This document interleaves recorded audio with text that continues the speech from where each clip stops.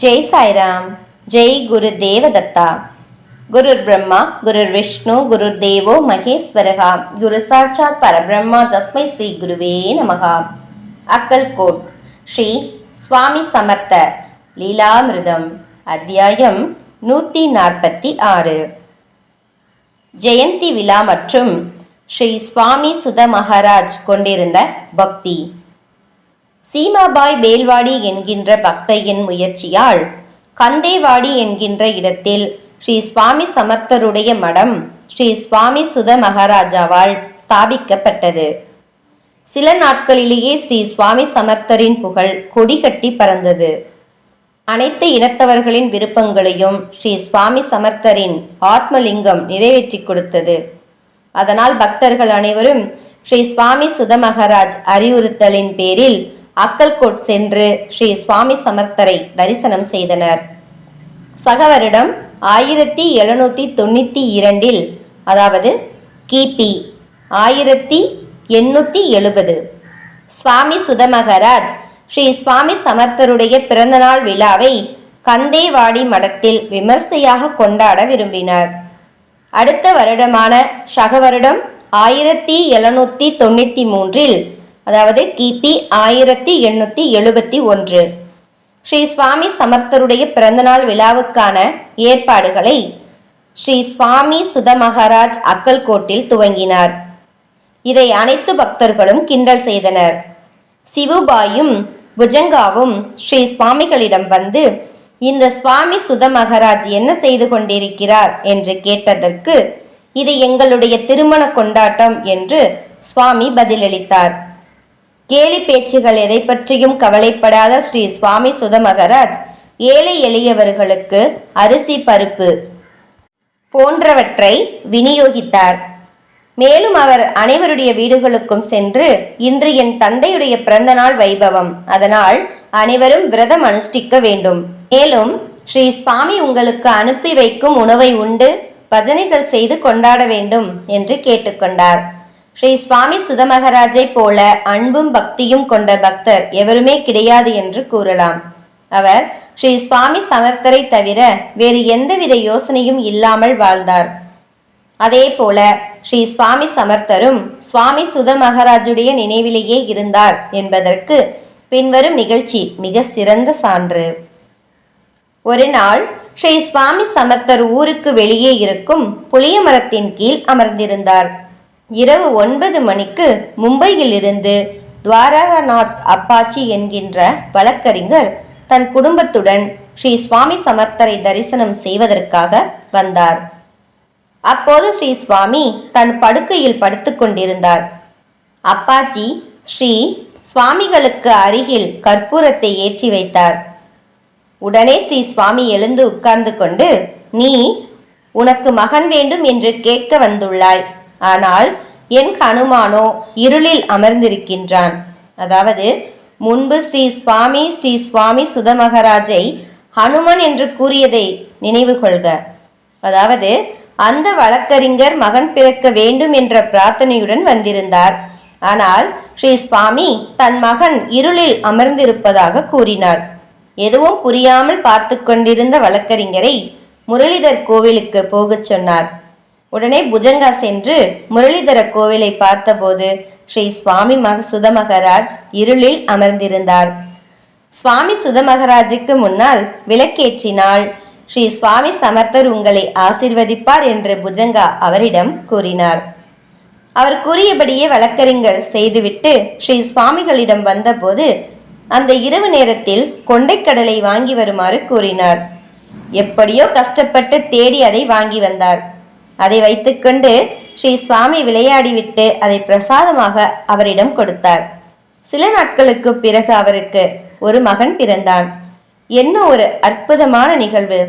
ஸ்ரீ சுவாமி சுத மகாராஜும் ஸ்ரீ சுவாமி சமர்த்தரும் எத்தனை பல்லாயிரம் ஆண்டுகளாக குருபக்தர் தொடர்பில் இருக்கிறார்களோ இதை நிரூபிக்கும் விதமாக விஜய் சிங் என்னும் பக்தனுடன் கோழி விளையாடுவதற்காக ஸ்ரீ சுவாமி சமர்த்தர் செலிகேடா என்னும் ஊரில் தன்னை வெளிப்படுத்தி கொண்டார் என்று ஸ்ரீ சுவாமி சுத மகாராஜ் தன் பக்தர்களிடம் கூறினார்.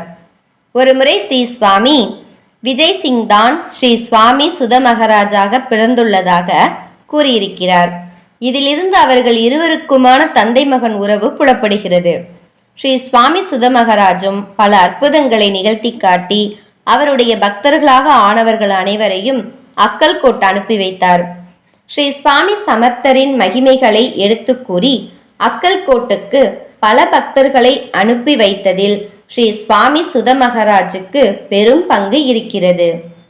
அதேபோல் ஸ்ரீ சுவாமி சமர்த்தரும் அவரை தரிசிக்க வரும் பக்தர்களிடம் கடற்கரைக்கு அருகில் இருக்கும் மடத்திற்கு செல்லுமாறு பரிந்துரைத்தார்.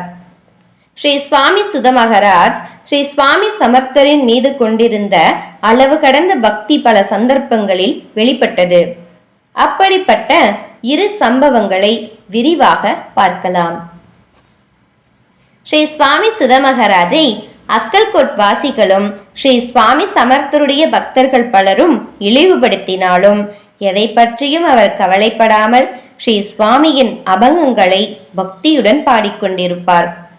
ஒருமுறை அவர் ஆயிரக்கணக்கான பக்தர்கள் முன்னிலையில் முரளிதர் கோவிலில் பஜனை செய்து கொண்டிருந்தார். தர்ம சத்திரத்தின் சுவர் எப்போது வேண்டுமானாலும் இடிந்து விழலாம் என்கின்ற நிலையில் இருந்தது. பஜனை 3 மணி நேரம் தொடர்ந்தது. கூட்டம் கலைந்த பின் மிகப்பெரிய சத்தத்துடன் சுவர் இடிந்து விழுந்தது. ஸ்ரீ சுவாமி சமர்த்தருடைய பஜனையை சுவாமி சுத மகாராஜ் பாடிக்கொண்டிருப்பது தடைப்பட்டு விடக்கூடாது என்கின்ற எண்ணத்தில் ஸ்ரீ சுவாமி இந்த அற்புதத்தை நிகழ்த்தினாரோ என்று அனைவரும் நினைத்தனர். அந்த அளவு ஸ்ரீ சுவாமி சமர்த்தர் ஸ்ரீ சுவாமி சுத மகாராஜிடம் அன்பு கொண்டிருந்தார் என்பதற்கு இந்த நிகழ்ச்சி ஒரு சான்று. அடுத்த நிகழ்ச்சியாக ஒருமுறை ஸ்ரீ சுவாமி சுத மகாராஜ் அக்கல்கோட்டில் தங்கி இருந்த போது ஸ்ரீ சுவாமி சமர்த்தர் அரண்மனையில் தங்கி இருந்ததால் அவரால் ஸ்ரீ சுவாமியை 3 நாட்கள் ஆகியும் தரிசனம் செய்ய முடியவில்லை. அந்த 3 நாட்களும் அவர் அன்னம் தண்ணீர் இல்லாமல் விரதம் மேற்கொண்டிருந்தார். 4வது நாள் அரண்மனையின் வாசலில் நின்று கொண்டு பக்தி பரவசத்துடன், என் தாய் உன்னுள் தான் இருக்கிறாள், அதனால்தான் நான் உன் வாயிலில் நின்று கொண்டிருக்கிறேன் என்ற அபங்கத்தை பாடினார். அதை கேட்ட அரசி ஸ்ரீ சுவாமி சுத மகாராஜுடைய குரு பக்தியை மதிக்கும் பொருட்டு அவரை உடனடியாக அரண்மனைக்குள் அழைத்து வருமாறு தன் வேலையாட்களுக்கு ஆணையிட்டாள். அவர் ஸ்ரீ சுவாமியை தரிசனம் செய்துவிட்டு ஆனந்த பரவசத்தில் 1 மணி நேரத்திற்கும் மேல் அபங்கங்கள் பாடிக்கொண்டிருந்தார். அதை கேட்டுக்கொண்டிருந்த அனைவரும் மிகுந்த மகிழ்ச்சி அடைந்தனர். இந்த நிகழ்ச்சி நடைபெற்ற பின்னர் ஸ்ரீ சுவாமி மகாராஜ் அரண்மனையில் தங்கியிருக்கும் சமயத்தில் ஸ்ரீ சுவாமி சுத மகாராஜை எப்போது வேண்டுமானாலும் உள்ளே அனுமதிக்கலாம் என்று மகாராணி ஒரு ஆணை பிறப்பித்தாள்.